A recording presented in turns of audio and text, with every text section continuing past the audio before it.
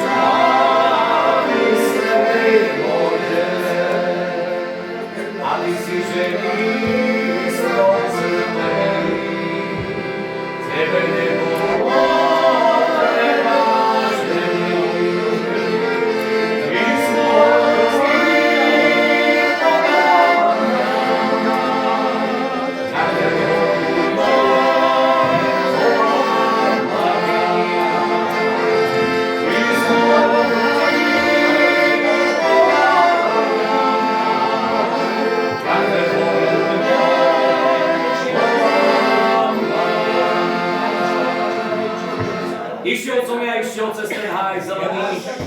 Postretol som krásnu dievčinu, ktorá mala pekne vienkom hlavku zdobenú. A tak som k nej pristúpil poprvýkrát a takto sa opýtal. Danka, nemám síce veľký, ale pýtam sa ťa poprvýkrát. Dáš si ty hlavku sťať, alebo ten vienok sňať? Odvážna je naša mladá nevesta. Išiel som ja po druhýkrát cez ten háj zelený. Postretol som krásnu dievčinu, ktorá mala pekne vienkom hlavku zdobenú.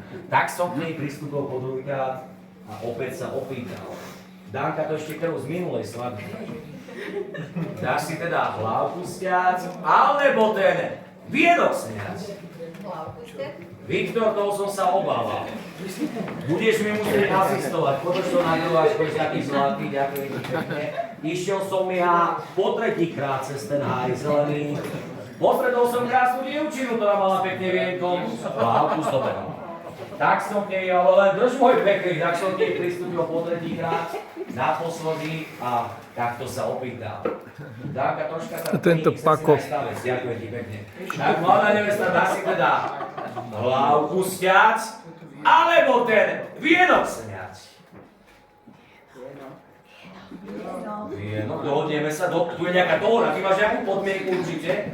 Niečo by si mala, hej? To asi bude pre tvojho manžela, pre ženíka, hej? On je taký celkom, som videl nielen, že hokejovo, ale aj muzikánsky nadaný, podľa mňa. Ja si myslím, mám tu fujaru, že by niečo na tom zahral, myslíš, že by zvládol? Ale to nie je žiadny problém. Takže Viktor, poď, ideme splniť podmienku tvojej manželky. Pozri sa do toho. Zatleskajte mu!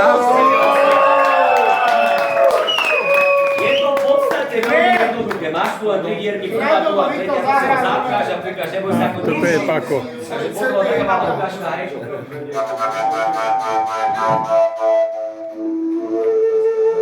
Takže poď na to. Poď sa na tých dní, no veď však práve preto hovorím, že to je veľmi jednoduché.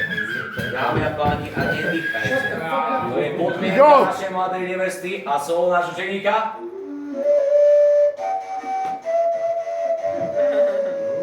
Ale dobrý!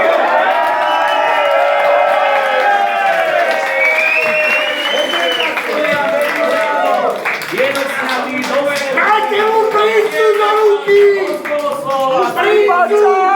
Aj s tou tvojou slobodou. Tak ako má každá pesnička svoj začiatok a koniec, tak si ty chystaj svoj zelený venec.